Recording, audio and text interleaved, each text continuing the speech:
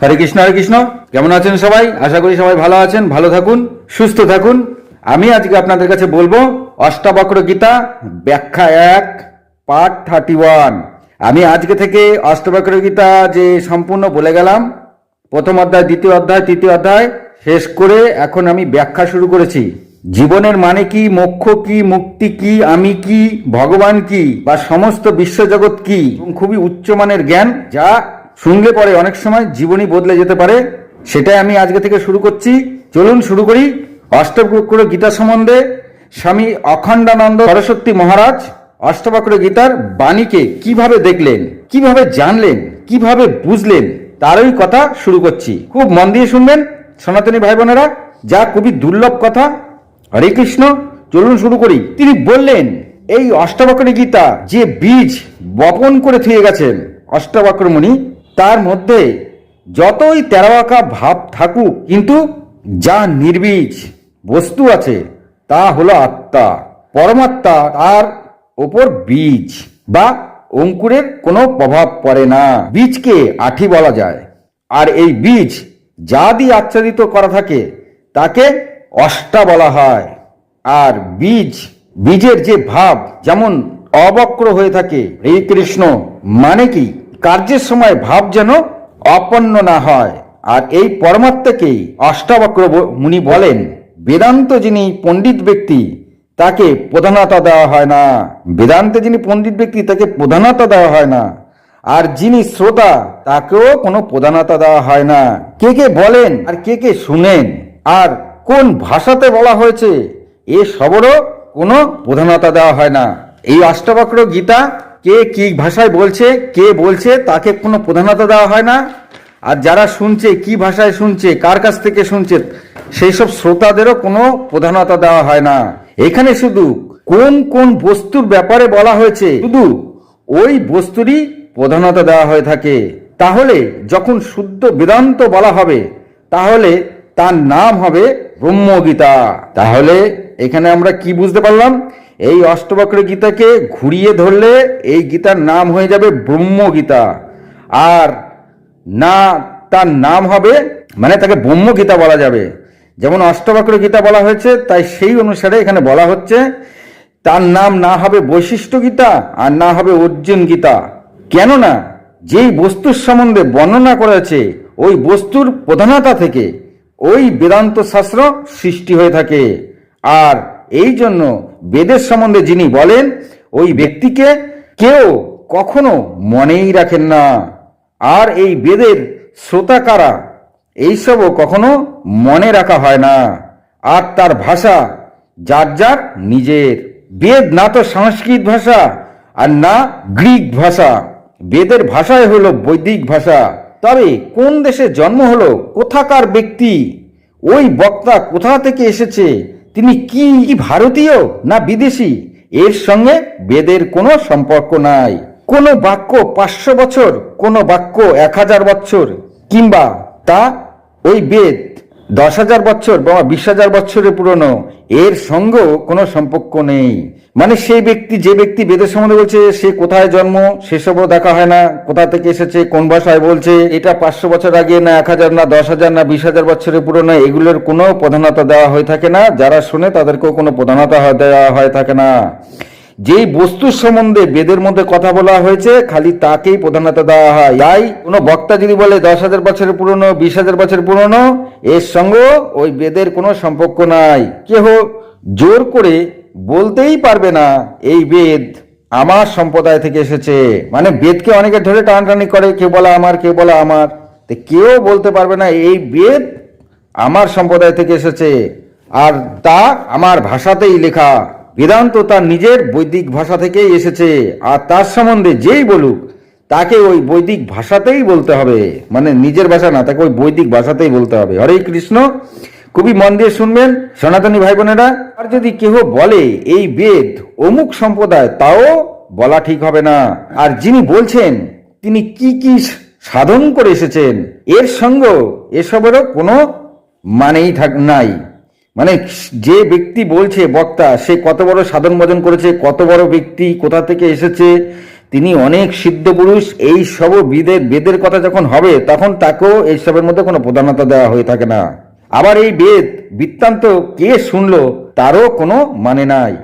আবার কেহ যদি তার নিজস্ব ভাষাতেও বলে আরও কোনো মানে নাই।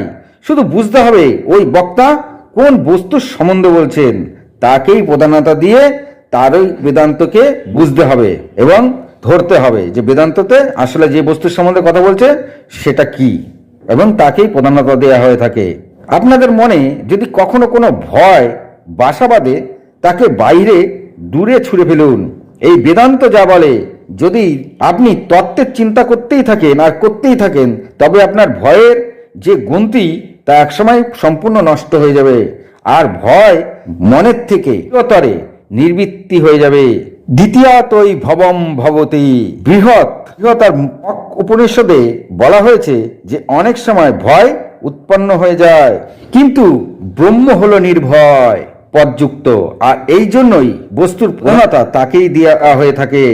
যেমন আপনি ভোজন করে তার প্রশংসা করুন, কিন্তু অন্য কোনো ব্যক্তিকে বলবেন না এটা কে তৈরি করেছে, কিংবা মনে মনেও জানতে চাইবেন না যে ওই ভোজন কে তৈরি করেছে।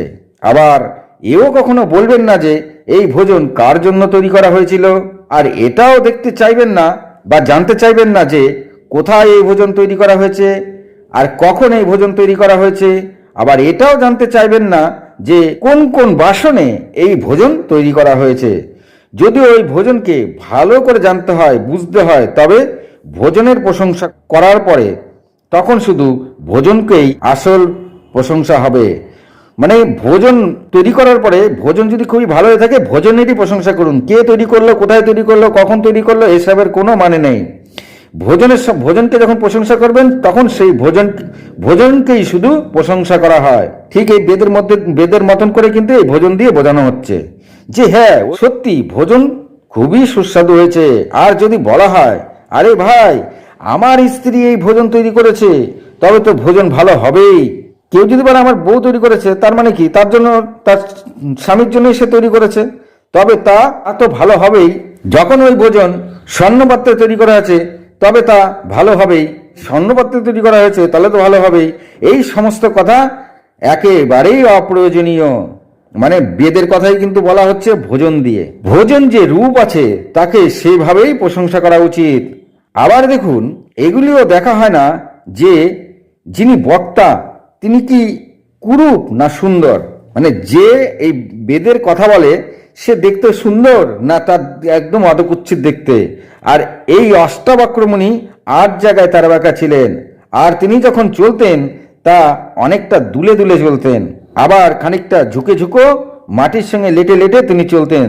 তবে যিনি সুন্দরতার প্রেমী তিনি যখন ওই রকম ব্যক্তিকে দেখবে যে ওই ব্যক্তি তেরা বাঁকা, তবে তার মাথায় আসবে আরে এ আবার আমায় কি উপদেশ দেবে আর আমাকে বা কি উপদেশ করবেন।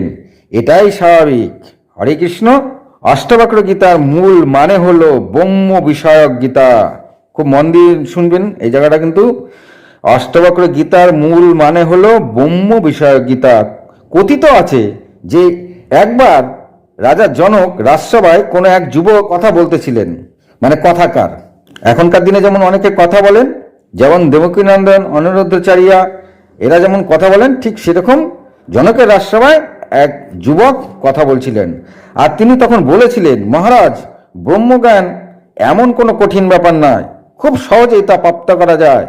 আর কি ব্যাপার? তিনি তখন বললেন যে এক পা ঘড়ির এক কাটায় দেওয়ার পরে দ্বিতীয় পা ফেলার আগেই তা ব্রহ্মজ্ঞান হয়ে যায়। এতে রাজা জনক খুবই আশ্চর্য হয়ে যান। তখন রাজা জনক বললেন, তবে তুমি এই ব্যাপারটা প্রমাণ করে দেখাও যে ব্রহ্মজ্ঞান প্রাপ্ত করা সহজ ব্যাপার। তখন ওই কথাবাচক যুবক বললেন, আমি এটা প্রমাণ করে দেখাতে পারবো না। তখন রাজা জনক খুবই রেগে যান। তিনি বললেন, তুমি এই মাত্র বললে যে এই ব্রহ্মজ্ঞান পাওয়া কোনো বড় ব্যাপার না, আর একটা প্রমাণ দিতে পারছো না, তবে তুমি এমন কথা কেনই বললে? তাই তিনি তাকে জেলে পাঠিয়ে দিলেন। আর সেখানে থাকা অন্যান্য ব্রাহ্মণ আর ঋষিমুনিরাও অনেক ছিল, তারাও সব শুনছিলেন। তারাও কোনো এমন একটা প্রমাণ দিতে পারলেন না যে ব্রহ্মজ্ঞানকে প্রাপ্ত করা সহজ উপায় বা প্রমাণ। তখন রাজা জনক আরো রেগে যান। আর রাজসভায় অনেক ঋষি ব্রাহ্মণ ছিল, তিনি তখন সবাইকে জেলে পাঠিয়ে দিলেন। তখন অষ্টবক্র মুনির মনে কৃপা উৎপন্ন হলো। তখন তিনি পৌঁছে গেলেন রাজা জনকের রাজসভায়। তখন রাজা জনক বললেন, আপনি এই কথার প্রমাণ দিতে পারবেন যে ব্রহ্মজ্ঞান প্রাপ্ত করার সহজ উপায়? তখন অষ্টবক্র মুনি বললেন, নিশ্চয় দিতে পারবো। হে রাজন, বলুন আপনি কি জানতে চান। আজ এই পর্যন্তই। ভালো লাগলে লাইক কমেন্ট শেয়ার করবেন। পরবর্তী ভিডিও কালকে রাত 8টার পরে দিয়ে যাব। প্রত্যেক রাত্রি 8টার পরে আমি দিয়ে যাব। মাত্র 10 মিনিটের ভিডিও হবে। সময় বার করে দেখবেন। ভালো লাগলে লাইক কমেন্ট শেয়ার করবেন। এই যে অষ্টবক্র মুনিকে যখন রাজা জিজ্ঞাসা করলো, তুমি কি সহজ উপায়ে ব্রহ্মজ্ঞান দিতে পারবে? তখন অষ্টবক্র মুনি বললেন, নিশ্চয়ই পারবো। বলুন আপনি কি জানতে চান। পরবর্তী কথা কালকে রাত 8টার পরে পেয়ে যাবেন। হরে কৃষ্ণ, হরে কৃষ্ণ। ভালো থাকুন, সুস্থ থাকুন। নমস্কার।